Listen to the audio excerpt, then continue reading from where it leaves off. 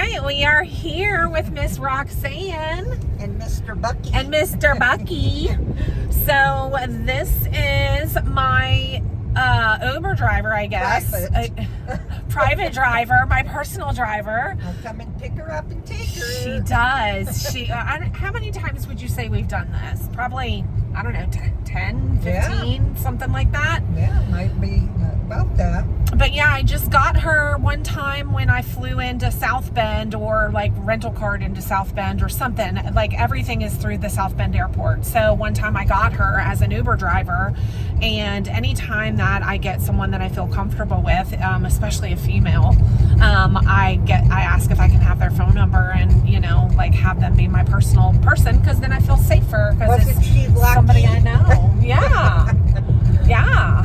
So and I got Miss Roxanne and Bucky. I got Bucky. He's the best. Yeah. So it's awesome. So I just kind of like let her know anytime that I'm coming in and ask if she's available. And if she is, then she comes and gets me. And if not, then I just get an Uber. But most of the time she's available, which is great because she lives very close to the South Bend airport. And then she takes me like to wherever I need to go to pick up a motorhome. So it's great. I have no life, so it's pretty easy. So speaking of life, so tell us about yourself. Well, I'm retired. I'm an Uber driver. I used to do dog transports, but I don't do them anymore. She used to do them all over the country. Yeah, right? I used to do them during the pandemic, and that's where I got this one at. Explain what you mean by dog transport. Picking up dogs from rescues and taking them to other rescues, or taking them to personal owners, which I've done. How long have you lived here in Indiana? Oh, I've lived here all my life. I moved away in 2008 out to the west for about 6 years, and then I came back because all my grandkids and kids were here. So, plus it was too expensive. So, but yeah, but I've lived here, grew up here. Just brought up my kids here. And then when they all got grown up, I'm like, okay, I'm going to go bye-bye for a while. But then you came back. Yeah. I went out to Denver, and then I moved to a little tiny town that literally had one stoplight in it. So that was a little too small. But it had a world-famous animal rescue, Best Friends. And I used to volunteer there every day. Mainly with dogs and with rabbits. Huh. Yeah. Like, what did you do there? Just like fed them, bathed them, like took care of them, like. Well, the rabbits, you would have to clean their cages out, and put new stuff down for them. But the dogs, it was just different kinds of dogs I worked with. I worked with a couple, or one section of dogs that you had to literally go into their areas and hand feed them because they were so afraid because they had been abused. Yeah. So I used to do that, and then other ones I would work with that, you just take them for walks and, play just with them, just read books to them. But I did that for almost 10 months. I mean, I loved it, but it just got too expensive living down there. Yeah. So that's when I decided that I needed to come home. Plus, like I said, I wanted to be around my grandkids. Oh, yeah. So, but I've been back to South Bend for 7 years. Okay. So I don't plan on going anywhere. What do you like about living in Indiana? But it's definitely beautiful during the fall. The colors from the trees are just gorgeous. And I love the weather here in Indiana. I'm a winter person. I can't do a lot, but I love winter. Yeah. You don't Summer like being is hot. not my thing. Every time I tell her about Florida life, she's like, nope, no, I could never live Florida. down south. Yeah. She's like, no, I couldn't do it.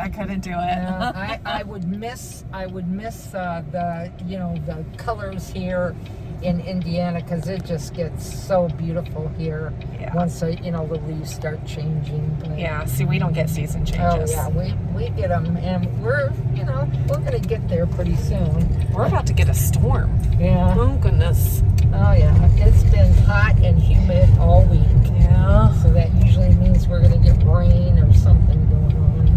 It's a different way than you normally take me. But you said because they're doing construction. Bypass has got construction on it. When I walking out to the airport, there was a traffic jam 2 miles long. So, and when you Uber, you learn how to get places. Yes. Yes. And I've been Ubering now for almost 5 years, so I pretty much know where I'm going most of the time. Yeah. So what do you do in your downtime when you're not driving Uber? Nothing. I hang out with my dog. He goes to the dog park a lot, which is really fun. He's super friendly. He has a lot of friends out there, and I've got a lot of people that I talk to out there. So yeah, pretty much the dog park. Yeah. So, but that's good. I get my people fill. Before you retired, what did you do? Oh, I drove buses. I drove city buses in South Bend, and when I moved out to Denver, I drove city buses there. So I pretty much have driven I'd say probably the last 30 years, for jobs. Wow. So I enjoy it. The long travel stuff, I'm not going to do anymore. Just, I don't know. I think I'm burned out doing that. Yeah. Any good travel stories? Well, him. I picked him up in St. Louis and was going to take him to Waterville, Michigan. Okay. And by the time I got him to the rescue that he was going to go to, I told the lady, I think I'm going to adopt him. And they said to me, we kind of thought you were, because the dog sat on your lap the whole time. And kept on taking pictures of him. He was stray in the streets of New Orleans. Oh, so wow. could you imagine something this small? Oh, and he's so sweet. Yeah, he is. Everybody loves him. The dog park, he's the ambassador. And people where I live at, they just adore him. So that's awesome. But, yeah. He's got friends at the dog park too. Yeah. Does he play well with other dogs? Oh yeah, but he's more interested in people petting him. So you're a princess. Yes. He's a sweetheart. I love him. Yeah. He's the best. Just look how cute this is. Look at that face. Look at that face.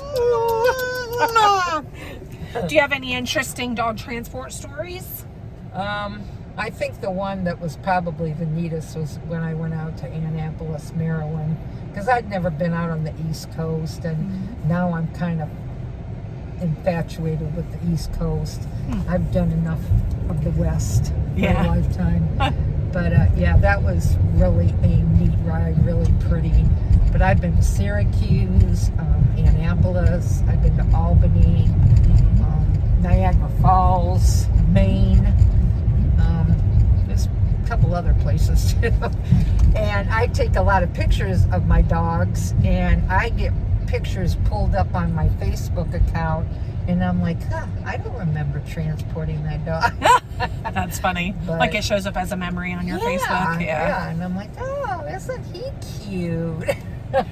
So what was interesting about that one transport, just because of the scenery? It was just beautiful. I just have never been out there. I got to go over across Chesapeake Bay on the bridge. In downtown Annapolis, their government office is actually made from wood, and they have to paint it every 5 years. Oh, wow. And I've never seen a building that big that was made out of wood. But it Interesting. was really, really beautiful. It's You said that's in Annapolis? Annapolis, Maryland. The government house is made out of wood. Isn't That's that interesting. crazy? Yeah. So I had my first crab cake. Yeah. Which was really good. Yeah. But, yeah. Do you have any interesting stories with the dog transport where something happened with the dog, or I had this one transport. I interesting? picked up 5 dogs. Okay, 2 of them were Chihuahuas. One of them was a big dog, and then there were 2 medium-sized dogs. That's a lot of dogs in one car. And I had to take them from someplace in Michigan in Indiana all the way to Detroit. It was probably a 7 to 8 hour drive, and the whole time I was driving, this big dog just was tearing up my car, just jumping all over me. A couple of them got out, and I had to ask people to help me get them. Oh my gosh. Because they took off away from me, and I kept on saying, if that big dog gets away from me, she's Bye. history. Yeah. Because I wouldn't chase after. It was the worst transport I've ever been on. Did it do any damage to your car? No, Oh, that's but good. I called the lady up that had given me the dogs, and I said, I'm going to tell you what, that dog that you said was a good dog, no. It was funny. not a good dog.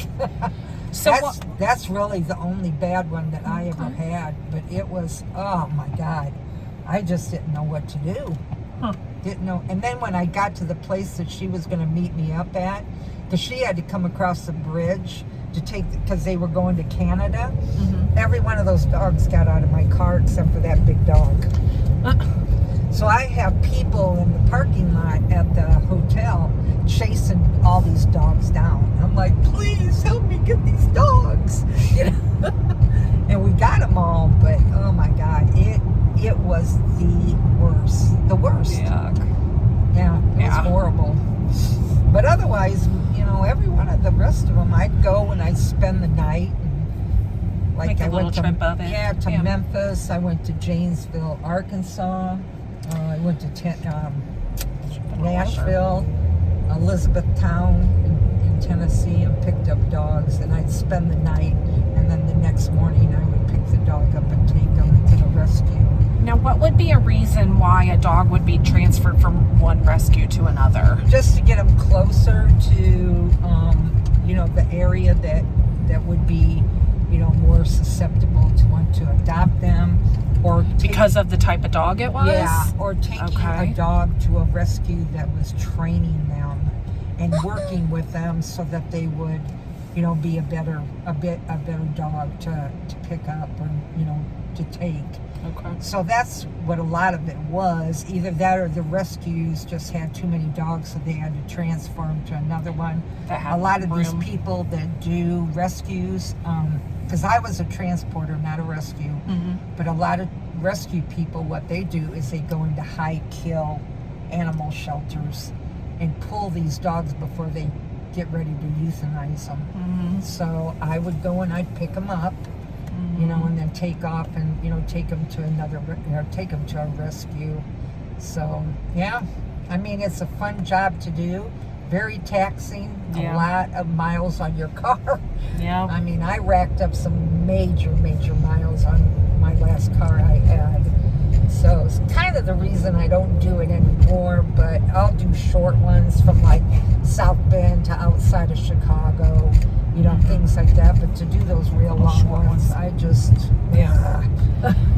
It's like I've always heard, you know, spay and neuter your dogs, you know, whatever. But then, like, after I met you, I was like, wow, I mean, it really is a problem that these shelters are completely, they're full, over full. Yeah. And it's just sad. I mean, sometimes they just can't, there's just nothing else to do but to euthanize them because they can't get, they don't have room for them adopted, or they can't. So a lot of these people that do these rescues, there was a lady that I met in Janesville, Arkansas, and she would go and she said she could have as many as 15 dogs at a time that she pulled from these high kill shelters. You know, so I had to give her a lot of credit. I thought she was crazy, but you know, she'd been doing it for years and years and years. Yeah. So, but yeah, that's mainly, you know, what the deal is. During the pandemic, people ran out and got dogs. Yep. You know, to be company because they were, you know, isolated. But as soon as the pandemic was over, they were getting rid of them. And that's some of the problem that they're having right now is people just, you know, dumping their dogs off. I can't take care of them. I don't have the money. I don't have the food. Yeah. You know, and the fact of the matter is that there's places out there that will help people get food. You know, just like there's places out there that you can get your dog examined and get the shots that they need for nothing. But people don't want to take the time to do that. Nope. So they use that as an excuse. Yeah. They see them as like a little toy that can be discarded. Yeah. It's like, no, that's a living creature. Yeah, this is how much she loves dogs. She has Snoopy as her little mascot for her Uber car. Wait, can I see it? Look at that. And my little paws on the back of my windows back there. Oh, yeah. People are always asking me, oh, do you have a dog? Yeah. I got a baby. But yeah, when she got me for the first Uber ride, you know, when she was doing Uber, she didn't have Bucky with her. But after I got her phone number and started using her as my personal driver, now he comes along every time. Yeah. He goes for the ride. Don't shout. And I sit in his seat. Apparently, he sits over here when she's driving. And sticks his head out the window. Yeah. He likes to put his little head out the window. But it's okay. You like sitting in Mama's lap, don't you? You're just fine. Oh, Bucky. Yeah. She loves us so much. He goes and gets pup cups every day somewhere. Either at Scooters or... ice cream? Yeah. Well, or what are whipped pup cream. cups? Oh, okay. They're whipped cream pup cups, and they put a little dog treat in it. So he gets one of those every day. He got one. No, you're not spoiled at all, are you? Yeah, you get a pup cup every day. He got one today. That's funny. Yeah. But where'd you say those? Scooters? I went to Scooters. What is that? It's a drive-through coffee place. Oh, okay. And then I go to Panera's. Mm-hmm. And then also I'll take him to not Dairy Queen, but Dunkin' Donuts. And he'll get them. And then if we go to Culver's for ice cream, we share. Okay. He gets his own spoon, so he gets a bunch of that. That's funny. That's funny. See, we love that puppy.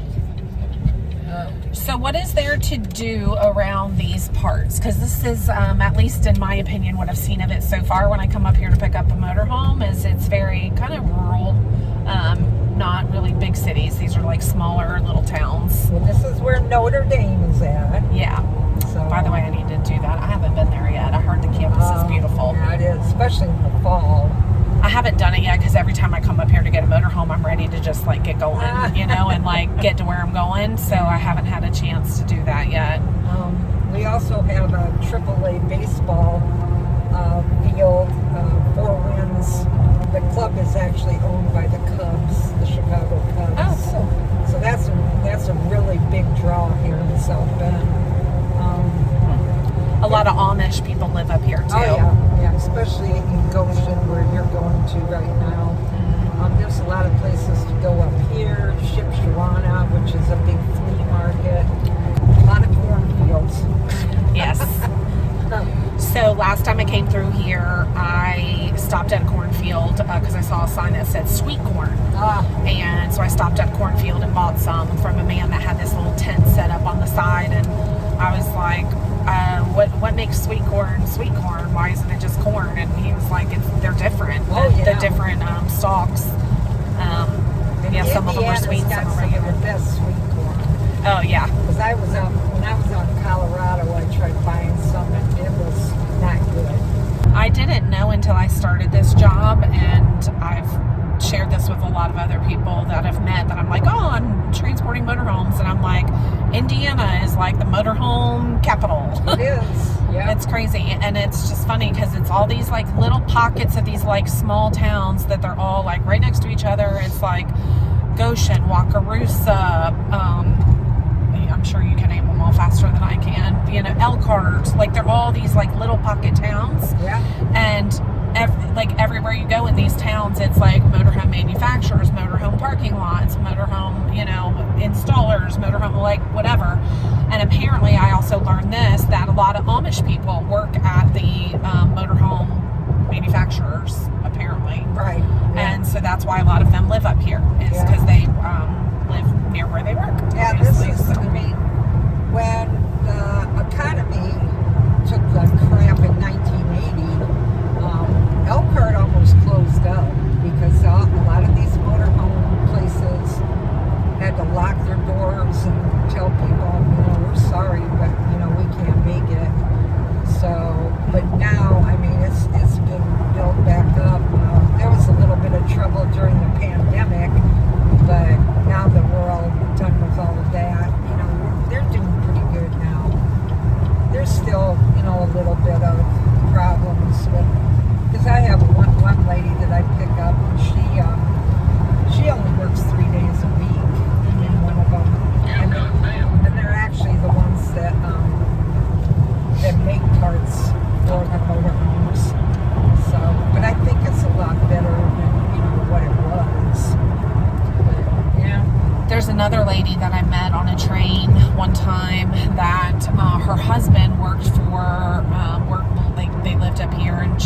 husband worked for the company that makes the bedding for the motorhomes, you know, because like the mattresses in motorhomes are weirdly shaped, you know, because like sometimes they're in a corner, sometimes they're, you know, like, and so they're not just like a standard shape mattress. And so like his company made the bedding for them, like these weird shaped bedding. Motorhomes have inside them are made outside of the company that puts them together. Right.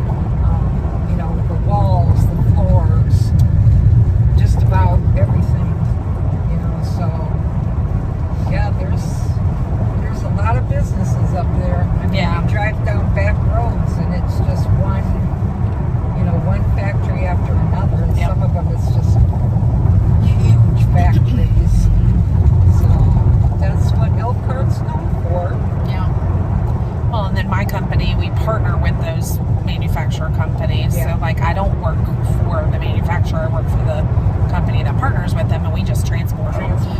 It's funny, the lady that I delivered to last night, she was like asking me some questions about the motorhome. She's like, what's this? I was like, honey, I don't know. I just drive it. That's all I do. You gotta look at that instruction. I'm like, you might want to take that up with the dealership that you bought it from. I'm sorry, I don't mean to be like, you know, but I don't want to tell somebody something wrong. Or, you know, whatever. And well, they got instruction manuals in them too. But yeah, and she said something about when I was leaving, she was like, oh, it was supposed to get new tires put on it. And I was like, I don't know anything about that. Oh, no. I was like, the motorhome only had 8,000 miles on it. I'm like, I can't imagine the tires were that bad, you know. And she's like, okay, I'll talk to the dealer. I'm like, then it made me nervous. I'm like, should I be driving this thing? I know, But it was fine. I made it. It was fine. But yeah, so it's just funny because like sometimes people will ask me these questions and I'm like, I don't know. Yeah, I would have. I'm just the driver. I just would have told her, you know what? You got an instruction manual. Yeah. It'll all be good. Yeah. Bucky. Yeah, Bucky's chilling. Yeah. Snuggled. Bus past his supper time. He usually eats at 5, but he'll live. He's a porker. So you're a little porker. You'll be fine. Thanks for sharing. Nice talking to ya.